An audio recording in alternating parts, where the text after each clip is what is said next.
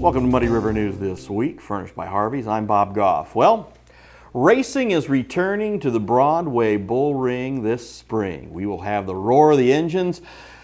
Going to be a different name, but a lot of the same guys who've been involved with the old Quincy raceways over the years coming back for the Adams County Speedway. And I'm with the guy that's kind of running the whole show, and that's Jim Lieurance. Good to see you. Nice to see you.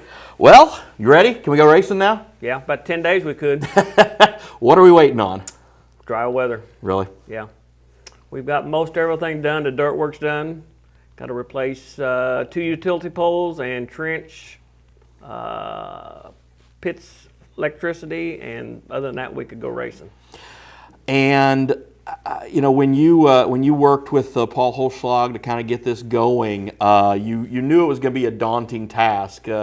Been a lot of work, but it's a labor of love, right? It is. This is my home track. I've been there. I've worked for every owner or promoter, and this is a family deal for us. The wife's involved. My wife Tammy's involved. Both my daughters, both son-in-laws, all the grandkids. It's gonna be a good venture. Well, and again, it's something that I know a lot of the fans have missed it for the last couple of years because of COVID, and then trying to find an operator. But what made you, like you said, I know this is your home track. Was that just the driving force that made you want to do this? I've always wanted to be there, and I hated when it didn't close. I worked for Jason. I went to Moberly and helped Jason over there, and Paul, it was going to be sold. He was just going to take it to the auction and sell it, and my name got through in the ring, and he called, and we met, and here we are.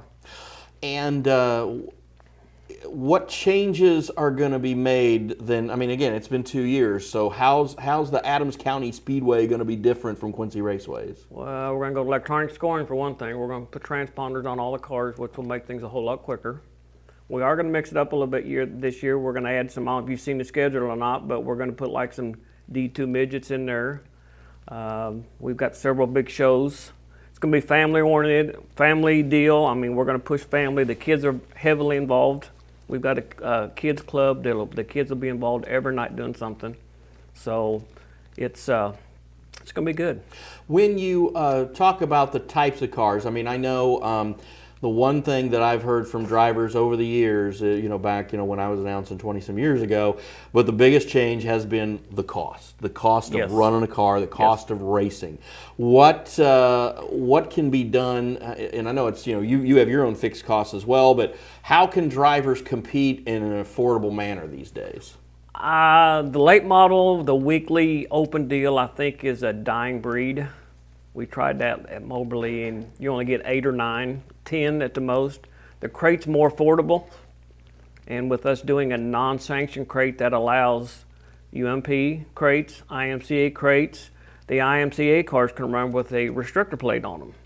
So I think that will help us tremendously going that route. Nobody wanted to sanction, so we didn't sanction that class. But your other class will be sanctioned, correct? The sport mods will be sanctioned. The A mods are sanctioned UMP because we're kind of in a zone here, and everybody, the cars that we've got are already UMP, and I think from the feed that we're getting, we're going to get a lot of St. Louis cars. Well, not a lot, but we're going to get 5 or 6 cars out of St. Louis in the modifieds. Staying on Sunday nights, right? Yep. And start time going to be roughly the same? 5:30. 5:30. Our goal is to be done and everybody pulling out by 9:30.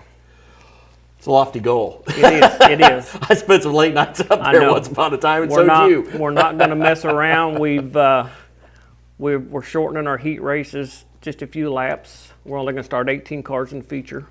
I think that will help tremendously until we get moving. And there's going to be nights that you're not going to be done by 9:30, but that's our ultimate goal. Sure. Well, and plus, when you're going to have a special show, those are going to take a little longer, too. Yes. And you've got a lot of those lined up this year. Yes. We've got, well, let's see, first time in how many years we're not racing on Easter, which I'm excited about that, and I think a lot of race fans and racers are also. Yeah. Our first big deal is the Mars Late Model Show on the 22nd of May, and that thing's paying $7,000 to win. Wow. And that's the night after the Lucas Oil Series is in Iowa, so we're hoping that we can bank a couple of them cars. Okay. Is that the weekend before Memorial Day then? Yes, on May 22nd? the 22nd, okay. yeah. And then the next big one is the Summer Nationals race. Well, everybody knows it's always been late at Quincy. We're the 8th race on the schedule this year on a Wednesday night. which they're coming from Springfield, Missouri to us, to Spoon River. Plus, the World Outlaw late models are scheduled to be in the area that Friday and Saturday. Oh, nice. And they thought that we could draw a couple of them also. I mean, that's the key. You've got to look at the whole map and say, okay, if somebody's got a big race here, whether it's Springfield or Peevely or over on the east side anywhere, or up in Iowa, you got to kind of say, okay, how can we make this work?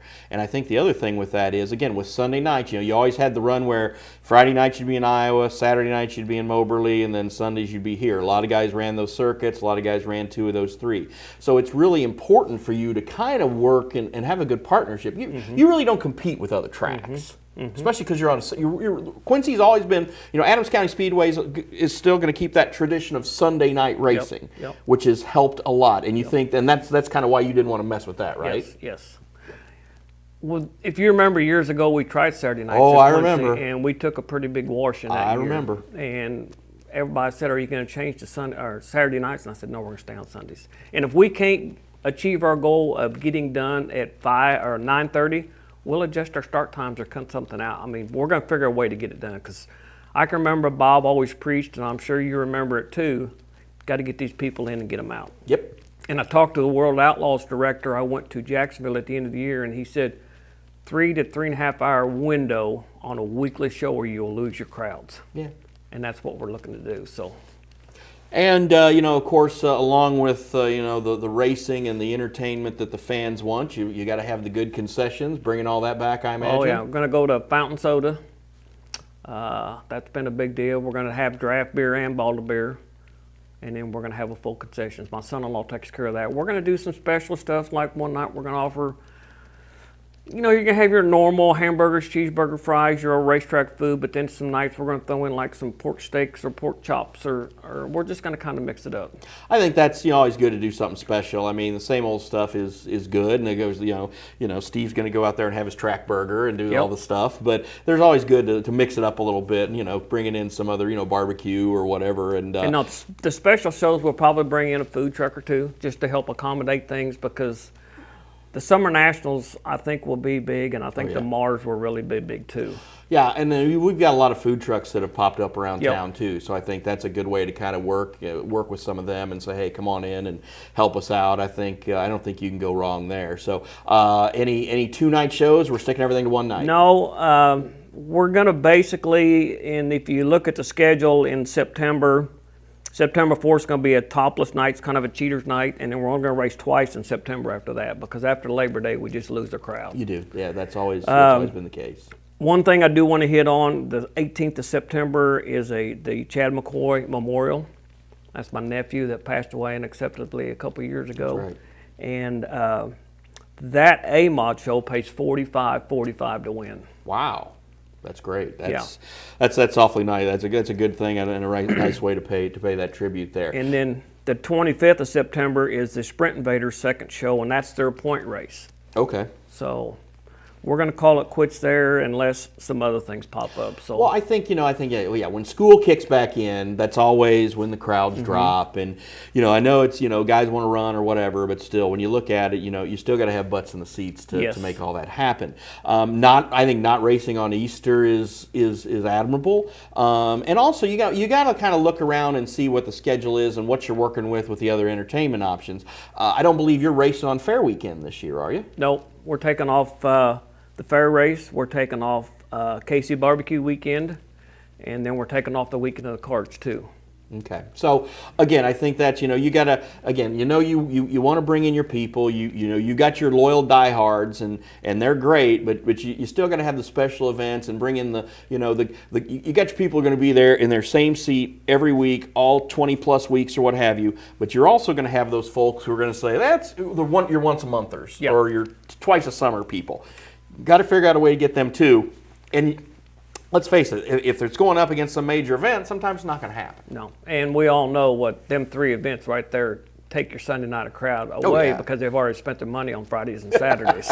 So it's true. And I'm not going to say, we might throw something out later, but that's where we're going to end right now.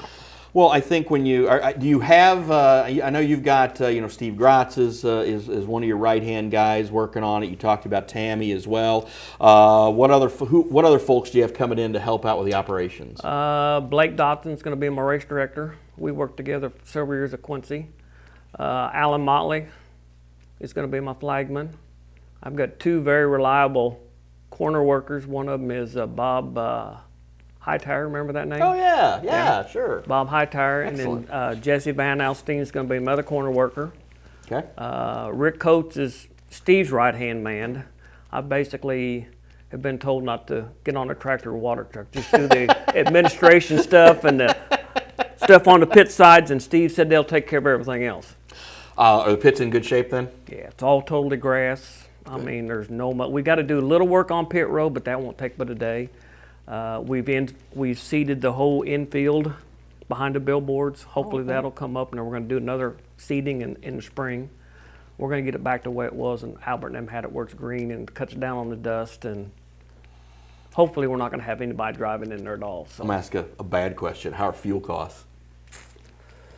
Fuel's going to be high. Yeah. No getting around it. No, the chemical we use some chemical in the dirt. Steve got a hold of a chemist with VP. Oh, okay. And we started using some chemical the last year we were racing. It's a tremendous help, and it's went up considerably. What we're going to continue to use it. It's a plus because the racetrack's got so much sand in it. Right, and it's VP fuel you guys are using then? It's my tire guy is, and you probably know him, Rick Jard. Oh, sure. Out of Columbia. Mm-hmm. He's doing all my tires, my parts, and the fuel. Oh, okay. And it's going to be VP fuel. All right. Well, that sounds good. I got to ask you a huge question. Who's your announcer this year? Doug Mealy. Oh, good deal. Well, Yeah. You're in good hands then. Yeah, That's excellent. I reached out to him right after the announcement come out, and he said it was an honor and a pleasure to be even asked. Well, good deal. Doug he does such an outstanding job.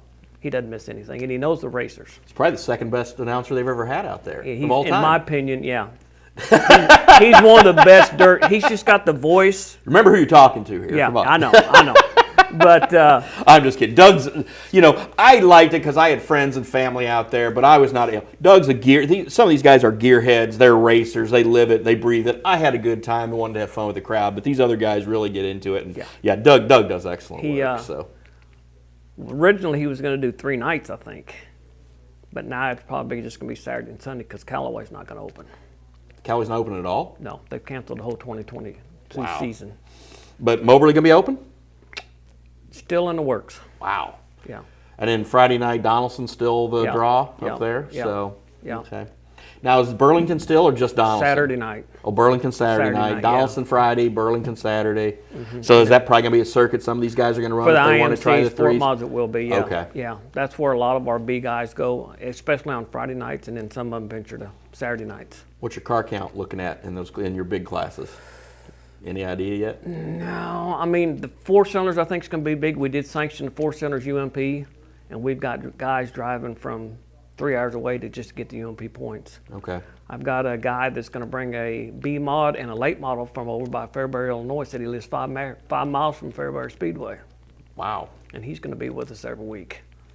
The sport mods, I'm going to say 18 plus. That's solid. That's because we're only going to start 18. Right. 4-cylinders, I think we'll have a full field. A's, I'm saying 16, which is a good field. Yeah. Crates, it's still kind of undecided yet. I don't know what we're going to do there. And what other tracks are the crates running? Lee County on Friday nights, and then over in Illinois they run Macon, they run Spoon, they run. There's several tracks in Illinois that runs. Okay. And see, they've all the UMP and MRN, all them got together, and they've kind of put one set of rules and tire package together because there's a shortage on tires big time, and they've kind of working together and make things a little bit closer where you don't have to buy a set of tires to go race a different sanction. So Has the whole supply chain thing affected you in getting anything done? no, Good. not yet. Good. We bought. We are going to do go-karts. Oh, good. 3 out of the 4 Saturdays. I just went and bought lighting to put on the go-kart. We're going to put fixed lighting instead of portable lighting on the go-kart track. But they'll be on the go-kart track, not the big track. Yeah, go-kart Okay. track. So- And it's going to be where it's at this year. But in the fall, we're probably going to move back down to where it used to be. Oh, okay. Well, good. Because we'll gain some of the parking back that way. Well, and again, yeah, I know a lot of the guys, Terry and the gang over there have done a good job in West Quincy getting that built back up. So, let some of those guys get back where they can do a little dirt as well, and kind of get back and forth and give them some more chances to run too. That's the go-karts. That's great. Last time they ran them out there, we was averaging 40 plus a night. That's great. Yeah, and it's been, we just started a new Facebook page on it. Going to have a meeting the mall show the 19th, and it's starting to grow pretty good too. So mall show's March 19th? March 19th and 20th. So we're a month away from that, and then you're going to have practice the first week in April, and then shooting for opening the 10th, correct? Yes, we're going to have practice on the 3rd, which is on Sunday, and then we'll do the middle week of the 6th, and then we'll race the 10th, and then be off Easter, and then we go back until them holidays, and we're ready to go. Well, all right. Well, Jim, I want to thank you for stopping by. I know you're busy. It's good to see you again.